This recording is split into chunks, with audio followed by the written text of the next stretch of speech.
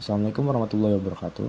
Perkenalkan, nama saya Nathan Hendra Kudu dari Prodi Teknik Sipil dengan NIM 12.1001037 dari program dari kelas RA. Di sini saya akan mempresentasikan tugas kewirausahaan tentang Public Private Partnership atau dalam istilah Indonesia yaitu KPPU, kerjasama pemerintah dengan badan usaha. Di Indonesia sendiri, Public Private Partnership dikenal sebagai kerjasama pemerintah dengan badan usaha atau KPPU. KPPU sendiri didefinisikan sebagai kerjasama antara pemerintah dan badan usaha dalam penyediaan infrastruktur yang bertujuan untuk kepentingan umum dengan mengacu pada spesifikasi yang telah ditetapkan sebelumnya oleh menteri atau kepala lembaga atau kepala daerah atau BUMN atau BUMD yang sebagian atau seluruhnya menggunakan sumber daya badan usaha dengan memperhatikan pembagian risiko di antara para pihak. Latar belakang pengadaan KPBU yang pertama adalah keterbatasan APBN dalam pembiayaan pembangunan infrastruktur. Dan yang kedua, kurang puasnya pemerintah dalam pengelolaan, pemeliharaan, dan operasional dari infrastruktur yang ada.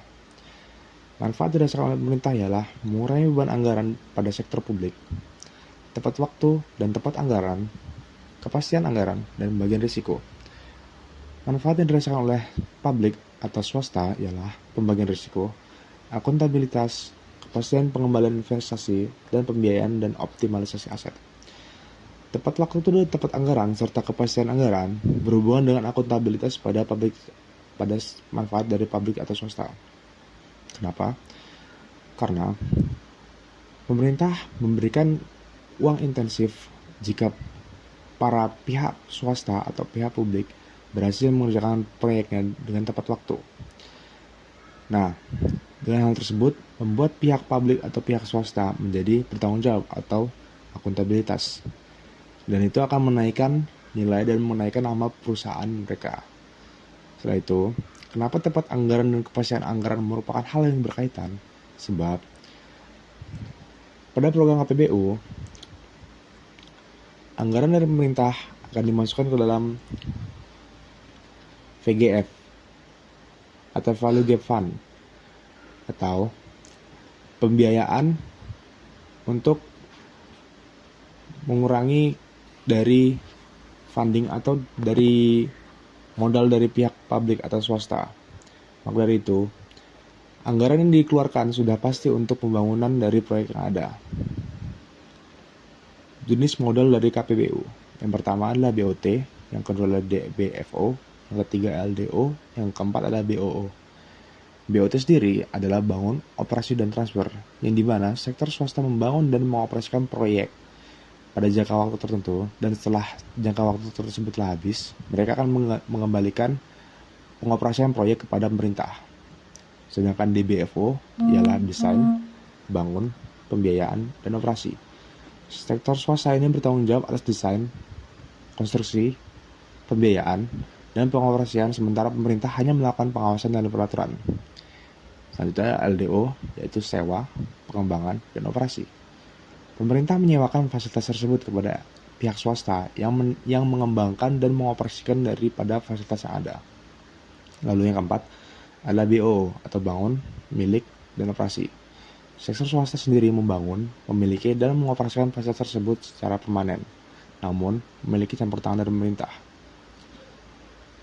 Manfaat dari program KPBU. Yang pertama adalah meningkatkan layanan publik menjadi lebih baik. Yang kedua, tepat waktu dan tepat anggaran. Yang ketiga, kepastian anggaran. Yang keempat, sarana pengembangan kapasitas swasta dalam negeri. Yang kelima, transfer knowledge. Yang keenam, meningkatkan aktivitas ekonomi. Yang ketujuh, mendukung anggaran sektor publik yang terbatas. Dan yang kedelapan adalah memastikan penerapan value for money. Layanan publik menjadi lebih baik disebabkan adalah karena pihak swasta mengoperasikan secara penuh dan membuat mereka menjadi lebih terpacu dalam mengembangkan layanannya untuk publik. Dan juga pemerintah sangat berfokus pada apakah layanan tersebut sudah cukup atau sudah memuaskan pihak publik. Maka dari itu layanan menjadi lebih baik. Sedangkan meningkatkan aktivitas ekonomi karena pihak dalam negeri akan mengembangkan atau memakmurkan dari perusahaan yang ada dalam negeri. Mendukung anggaran sektor publik yang terbatas dikarenakan ada pembagian fund atau pembagian pembiayaan dari pihak pemerintah dan pihak swasta, sehingga anggaran yang dipakai tidak terlalu besar. Sedangkan sarana pengembangan kapasitas swasta dalam negeri ialah membuat pihak swasta dalam negeri menjadi lebih berpengalaman dalam melakukan pekerjaannya seperti proyek. Transfer knowledge sendiri adalah seperti yang berhubungan dengan sebelumnya, ialah sarana pengembangan kapasitas swasta dalam negeri dengan experience yang lebih banyak, dengan pengalaman yang lebih banyak, dan proyek yang dikerjakan lebih banyak oleh pihak swasta, maka pengetahuan yang mereka dapatkan akan semakin banyak. Struktur KPBU. Pemangku kepentingan dalam KPBU ialah pemerintah, swasta, lembaga keuangan, dan pengguna. Dan selanjutnya adalah keuangan. Keuangan dibiayai oleh pemerintah dan swasta dengan sistem pembagian risiko. Lalu operasional. Operasional dalam KPBU biasanya dilakukan oleh swasta, sedangkan pemerintah hanya melakukan pengawasan peraturan untuk memastikan kepentingan publik telah terpenuhi.